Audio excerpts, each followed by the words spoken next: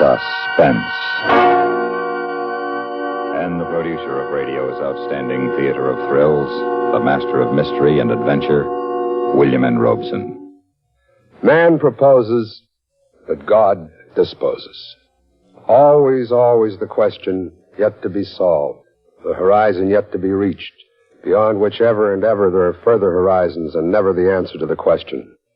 Was the wealth of the distant Indies lying beyond the curve of the earth the answer to the Spain of Ferdinand and Isabella? Was Sutter's gold lying beyond the high and forbidding western mountains the answer to the America of 100 years ago? Is the shiny electronic basketball, the soon-to-be-launched satellite, the answer to mid-century man who proposes without consulting him who disposes? We do not know, nor do we presume to guess. But we do make so bold as to give you pause for thought. Listen, then, listen, as Frank Lovejoy stars in The Outer Limit, a tale well calculated to keep you in suspense. 0 minus 25. 0 minus 25. All right, men, settle down. Now, let's settle down. You too, Bill. That book you're reading, put it away. Anything you say, Colonel. No doubt you're wondering why we got you out of whatever warm beds you were in. Well, we've got a reason, a very good reason. This morning, we take the wraps off the RX-3. Now, most of you have heard scuttlebutt that she's been modified. Well, she has. She's powered by 8 rockets now. That's what I said, 8 rockets. Designed to take man into areas of space that have never been explored before. And at a rate of speed to which no pilot has as yet been subjected. Now, Bill Westfall's going to take her up this morning as far and as fast as she can go. Joe? Yes, Colonel. You'll lead the 102s. You and your wingmen will be Bill's chase planes. We want observation at 40,000 feet. Yes, sir. Okay, here's how it plays. Pull the curtains on the map, Sergeant. Yes. Now, you see it circled here. Your rendezvous point we designated as Point X. 0 hour is 0900. Joe, you and your red tails will take off at 0 minus 15. Have you got that? Yes, sir. You'll make conventional climbs to 35,000 feet, rendezvous at Point X. Call into me at control at 40,000 feet. Right, Joe? That's it, Colonel. Well, not quite. Now, let's take a look at the weather. Pete? Yes, sir, Colonel. The weather is very pretty out, boys. All clear, ceiling unlimited. Winds aloft at 10,080 miles per hour to 165 degrees. At 25,000... Hold it, Pete. Major Westfall. Yes, Colonel. This is primarily for you. Well, now, don't fret, Hank. I'm getting it. I just wanted to make sure, Bill. Go ahead, Pete. Ground temperature is 60, estimated at 45 below at 40,000 feet. We expect no change for 3 hours. That's it, sir. Hang on. Okay, Joe, you and your boys go unwrap your 102s and have a nice time. Oh, Bill, stick around. I want to talk. How you feeling, Bill? I feel real good. How are you feeling?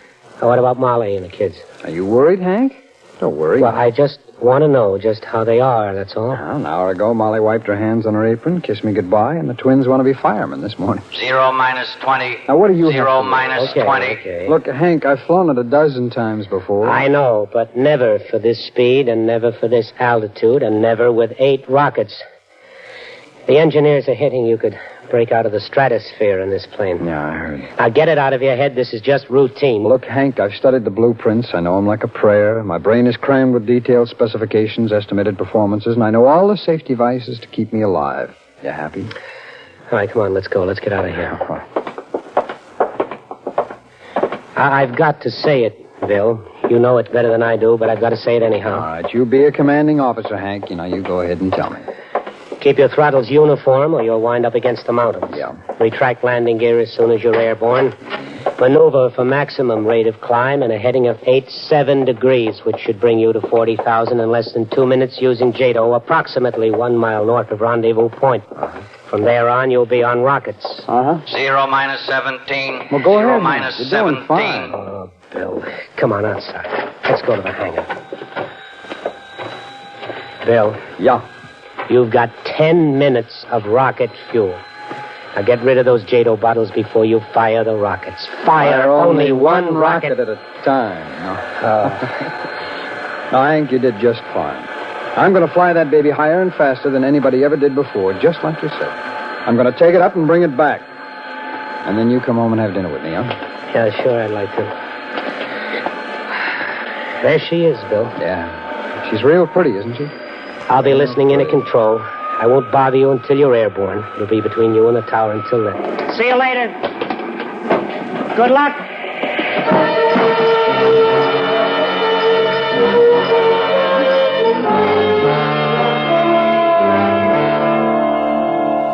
Zero minus 3. 0 minus 3. Good morning, Colonel. Oh, Mr. Hargrove, you'll be here at control with me? If it's all right with you, Colonel. Well, I wouldn't have it any other way. You checked the communications equipment, Sergeant? Yes, sir. And Major Westfall has been assigned a special radio frequency of 3970. Good. You'll take good care of it, Sergeant. We don't want it to poop out or anything like that, do we, Sergeant? Oh, yes, sir. Well, no, sir. Hargrove, I've got a thing on my mind. That boy in the plane you geniuses designed, he's my best boy. It's our best plane, Colonel. It better be. Well, now it's your turn. What have you got on your mind? Everything's in proper order, Colonel. The electronic brain, the recording equipment, the television cameras in the cockpit, everything. Every known scientific device, even some unknown. They've been... We're talking about a man. That's all I really want to get back out of this. What about the man? There may be one difficulty. Well, tell me about it. I'd like to know. The takeoff with all that load, the jets, the rockets, all at maximum fuel capacity. It's never been tested that way before. Go on, Mr. Hargrove. It's just that Major Westfall has only 10,000 feet to get his ship airborne. If he accelerates from 0 to 300 knots in 10,000 feet, he should be airborne in less than 7 seconds. 7 seconds. That makes it 0 plus G. Yes, Colonel. Beyond 0 plus G, beyond that we don't know. We just don't know. Oh, thank you. Thank you for everything, Mr. Hargrove. Sergeant, flip your switch on Major Westfall. I hear he's got a swell program. Flip them all, Sergeant. Yes. From RX-3, any change in weather? RX-3 from tower, barometer reading 29.7. Set your altimeter accordingly. Roger. Wind 15 miles from south. 0 minus 130. 0 minus 130. 7, got it. Control from RX-3, over. Control to RX-3, go ahead. Control to RX-3. This is just for you, Hank. Cabin pressure, okay. Oxygen pressure, okay. Hydraulic flight control, okay. Fuel pressure safety lock. All right. Get off the dime, kid. Take a mill. 0 minus 1. 0 minus 1. Chief from RX-3, over. Go ahead, RX-3. I am ready to fire. Hold it. Okay. All set to fire. Clear? Clear. Starting starboard jet. Starting port jet. 0 minus 30 seconds. RX-3 from tower. Come in, tower. Western Airlines Flight 303 reported over San Jose southbound. Navy interceptor on home leg at San Diego. United Airlines eastbound 4010 at 18,000 over Salt Lake City. No other aircraft aloft in the area. 0 minus Roger. 11. Tower 10, from RX-3. 9. Ready for takeoff. 8. RX-3 from tower. 7. Clear to take off 6. on runway 27. 5. Good luck. 4. 3. 2. 1. 0. B. C. D. E. F. They'll lift it. Lift it. Made it. Bill made it, Mr. Hargrove. A.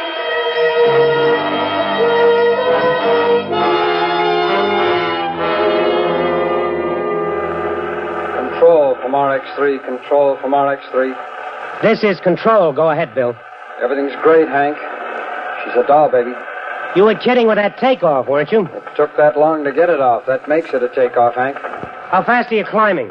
Airspeed 690, approaching Mach 1. She's buffeting some. Bad?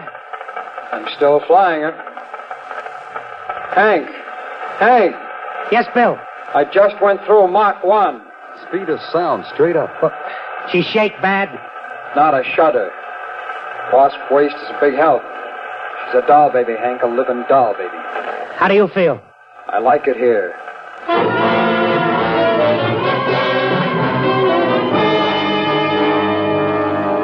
Control from Red Tail 1. Control from Red Tail 1. Go ahead, Redtail. RX-3 over rendezvous point at 50,000. He's ready turn, Colonel. On schedule, Joe? On schedule.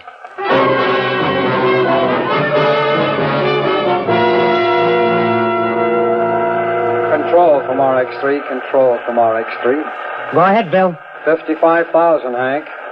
Still a dial, baby? Still is. Hank, can you hear me okay? You're coming in clear, Bill. Rocket system primed. Dropping right jet. Dropping left jet. All clear. Good luck, Bill. Firing number 1 rocket. Fired. Aching back. Firing number 2 rocket. Fired. Hey, Hank. Yes, Bill, what is it? Bill? Bill, are you receiving me? RX-3 from control, come in. Come in, RX-3. Hello, Bill, come in. Redtail leader from control, Redtail leader from control, come in, Redtail. Go ahead, Colonel. What about it, Joe? RX-3 overhead at approximately 70,000 feet, maintaining a heading of north-northwest. I can barely make him, Colonel. Try calling. Roger. RX-3 from Redtail leader. RX-3 from Redtail leader. Come in, RX-3. Yes, Colonel? Come in, Share it with me, Mr. Hargrove. Sit here and run your fingers through your hair and wait and think about it and share it with me. Control from Redtail leader. Go ahead, Redtail. We've lost him, Colonel. Stay up there, Joe, as long as you can. What do we do now, Colonel? I just told you, Mr. Hargrove, we wait. You and me. We wait.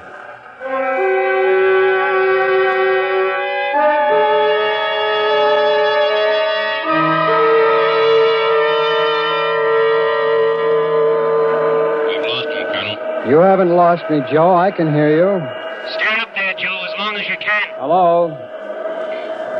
Hello, Joe.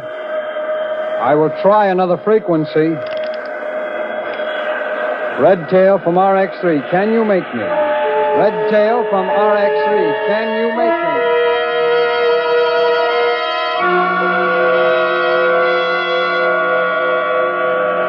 I still can't get you, Joe. I will keep sending. Firing number 7 rocket. Fired. Firing number 8 rocket. Fired. Oh, brother! This is RX-3 broadcasting to whom it may concern, to all you people. This is Bill Westfall approaching 210,000 feet at 4 times the speed of sound. 210,000 feet. That's 40 miles straight up in the air to all you people. And that's where I am. You never saw anything like it. No clouds. And a color no one ever named before. Otherwise, there's nothing. There's no sound except my instruments. Nothing. Nothing at all. Wait a minute. There is something at 2 o'clock high, really something, brother, and it's not a flying saucer either. This one's egg-shaped. It's huge. It's spinning like a top, and it's coming toward me. Can you hear me? Can you hear me? Listen. Listen, something has just happened. Something, a missile, something, a shot. Maybe through my canopy. The pressure is going down. Something is happening to me. That egg-shaped thing, I'm being pulled toward it. I have lost control of the ship. I have no control. I am going to decompression. I'm on the verge of consciousness. I am blasting out.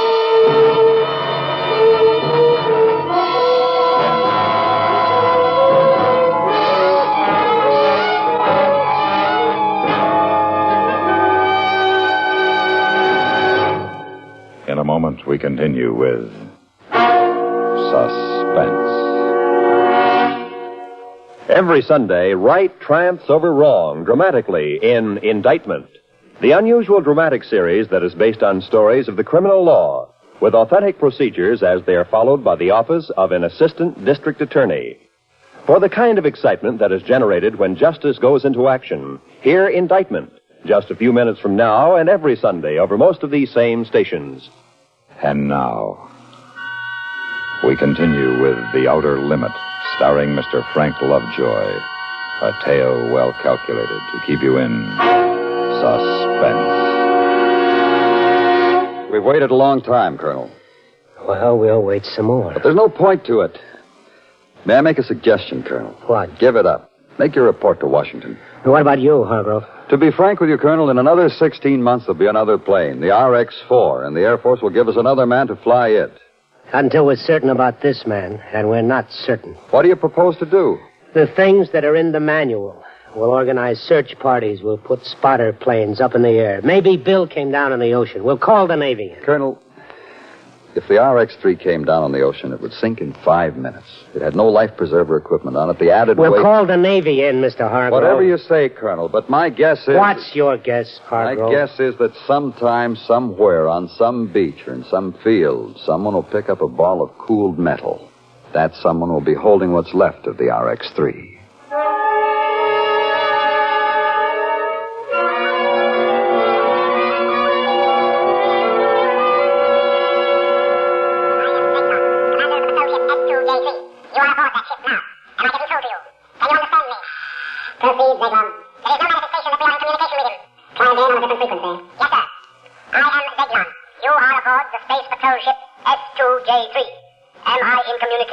With you.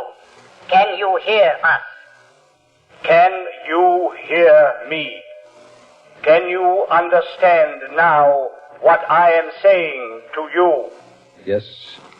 Yes, I hear you. I understand. Proceed, Zeglon. We have established communication with him, Commander, on frequency X29. Good. Proceed as ordered. Yes, Commander. Earthman, your brain is in turmoil, is it not? It has great difficulty in accepting what you see. Yeah, that's right. Accept it. What you see here exists. This exists? It exists, Earthling. The spaceship you're on exists. Those jet dynamos you see before you exist. Jet dynamos driven by the harness power of 1,000 suns. Listen, Earthman. Listen to them.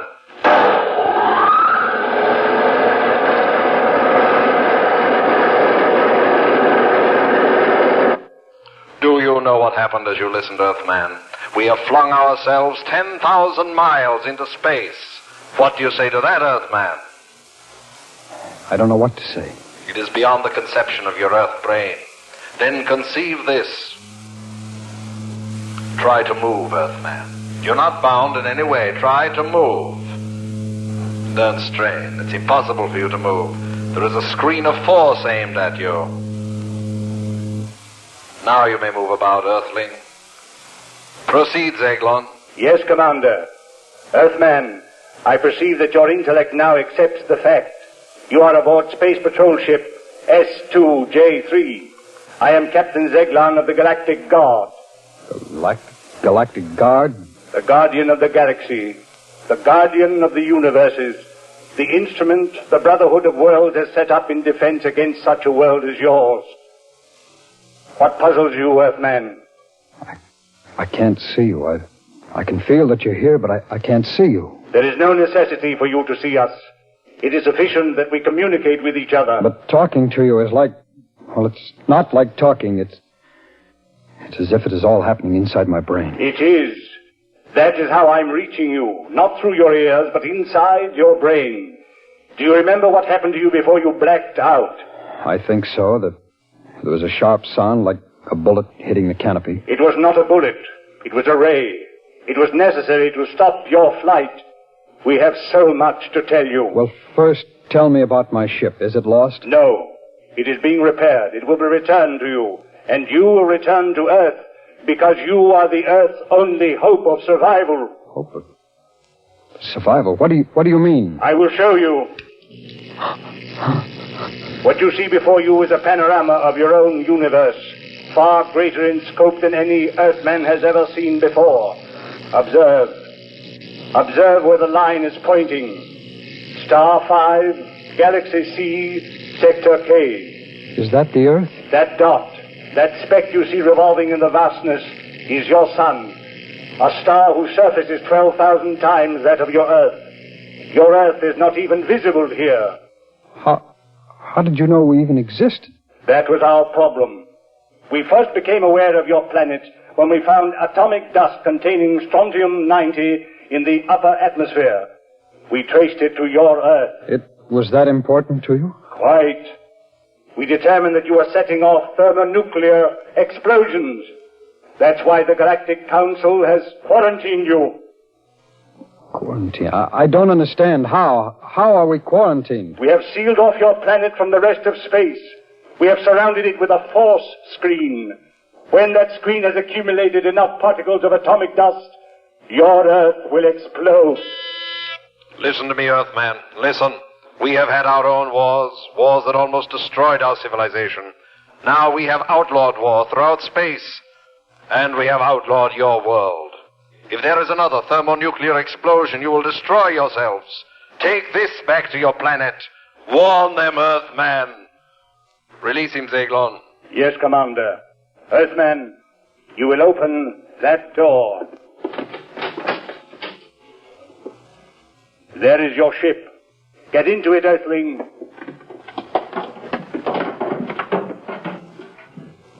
Are you ready, Earthling?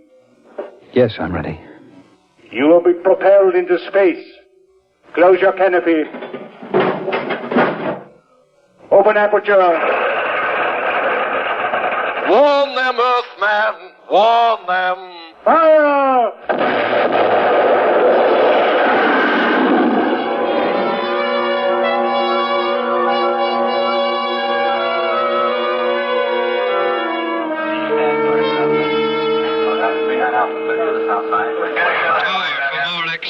Tower from RX3. Come in, Tower. Come in, Tower.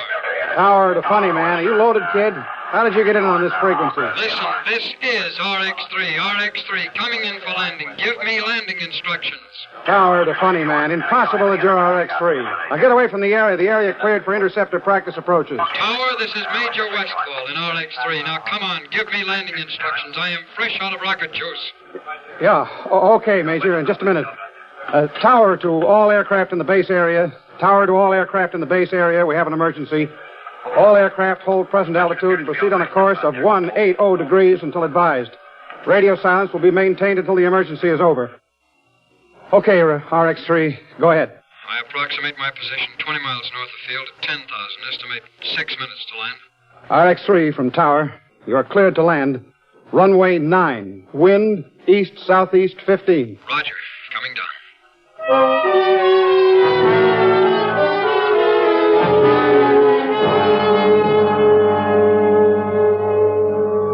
Hello, Hank. Give me a hand. Bill! Bill, what? Just help me off this plane, will you? Yeah. Phil, what happened? Hank, now listen, you won't believe it, but you've got to. Before I tell you anything, you've got to promise to believe me. You've got to. Look, what did you run No, before anything, Hank. Now promise me. We better have you looked over, kid. No, I'll be all right. Now, just listen to me, Hank. Hank, they said the Earth would explode. They said it was the end for us. They said that? Bill, come on, let's get over to my office. You don't believe it. Read it like an order, Bill. My office. What they are you talking about? Hank, I chased me a spaceship, and I caught it, or rather, it caught me. I was cruising nicely, about 200,000 feet. That's where I spotted it. Hank. Oh, listen, kid, you don't have to No, talk I've got to tell you. They said I had to tell you. Well, don't you understand, Hank? I saw this thing. I saw it coming at me. I thought it was going to be the biggest smash, and it wasn't. I came to. Inside their ship, Hank, I need a drink, an awful tall drink. Well, that can wait, too. I want Major Donaldson to look at you. A psychiatrist? Well, what for? To test my jerks? Yes, something like that.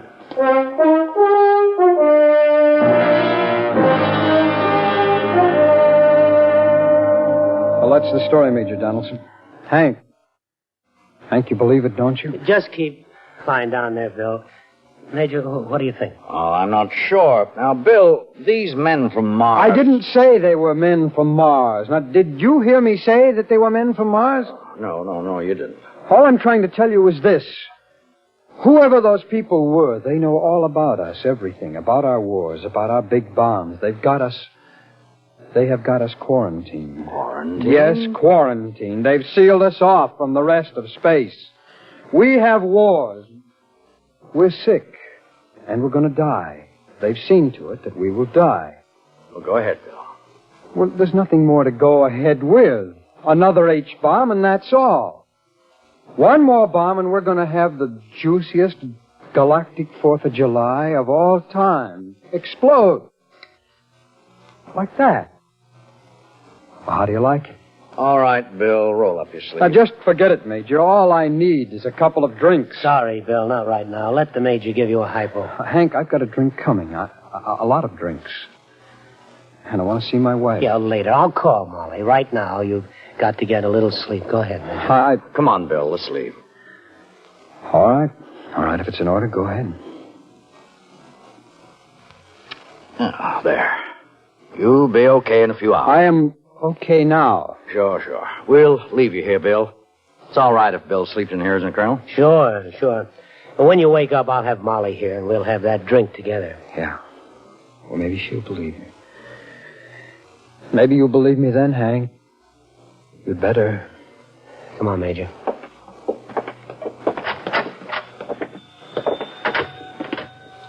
He'll be okay by himself, Major.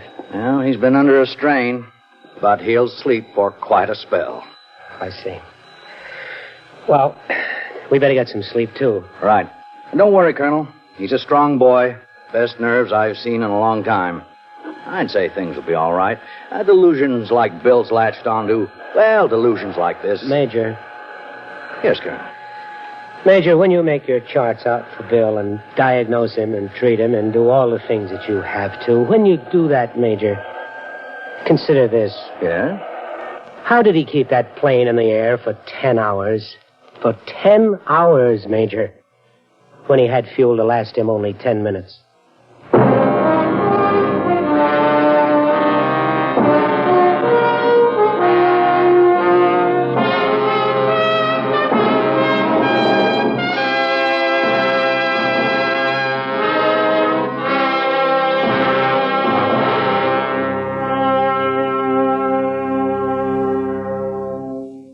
Suspense,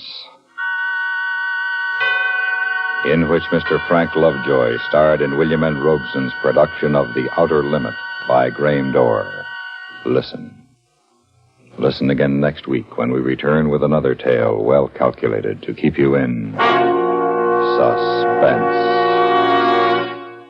The Outer Limit was adapted for radio by David Friedkin and Mort Fine. Supporting Mr. Lovejoy were Stacey Harris, Barney Phillips, Jack Crucian, Larry Thor, Sam Pierce, Jay Novello, Hans Conried, and Joe Kearns. The musical score was written by Lucien Morawek and conducted by Wilbur Hatch. Sound patterns by Tom Hanley and Bill James. Like to laugh? Then you'll like listening to Eve Arden as Our Miss Brooks on CBS Radio later today. With Cupid taking pot shots at her from one side and Mr. Conklin, the school principal, badgering her on the other, our lovelorn schoolmarm has a tough time tracking down her favorite male, Mr. Boynton. But since all of her difficulties are comic, every episode of Our Miss Brooks, starring Eve Arden, offers immediate insurance against the blues. What can you lose? Hear Eve Arden as Our Miss Brooks on CBS Radio every Sunday over most of these same stations. This is the CBS Radio Network.